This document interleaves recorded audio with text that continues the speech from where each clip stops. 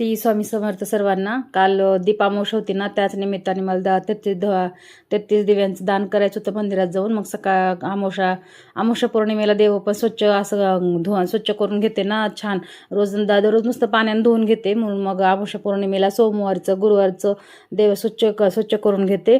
म्हणून मग देव स्वच्छ करून घेतल्या आधी आणि उतरंडीचं ह्याचं सगळं तांदूळ पण बदलते ना, मग तांदूळ पण अमावस्या पौर्णिमेलाच बदलत असते फक्त तांदूळ। मग तांदूळ पण बदलून घेतलं आणि कुंकुमार्चन करायचं राहिलं होतं, कुंकुमार्चन पण करून घेतले होते सकाळीच। मग संध्याकाळ दुपारचं थोडंसं आराम करून घरातले कामं ह्यावरून मग संध्याकाळचं मंदिरात जायचं होतं। मग संध्याकाळचं दिवे करायला घेतलं होतं।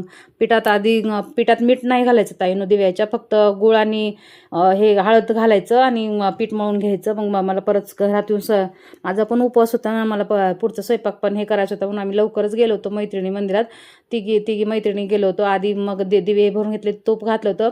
तुपाचे दिवे लावायचं चांगलं असतं, देवाला तूप अर्पण केलेलं म्हणून तूप जाळलेलं म्हणून मग तुपाचे दिवे घेतले होते आणि वाती पण घालून हे घेतले होत्या। घरातून सगळं आवरून घेऊन गेलो होतो, माचीस, अगरबत्ती, साखर, पाणी, हळदी कुंकू, इबीत सगळं घरातून घेऊन गेलो होतो मंदिरात। मंदिरात जाऊन मग पूजा हे केली मस्त असं महादेवाची। मग जायच्या आधी माझं एक पार्सल आलं होतं फ्लिपकार्टवरून, मग ते पार्सल पण चेक केलं, म्हणलं कसं आहे काय आधी बघावं म्हणलं।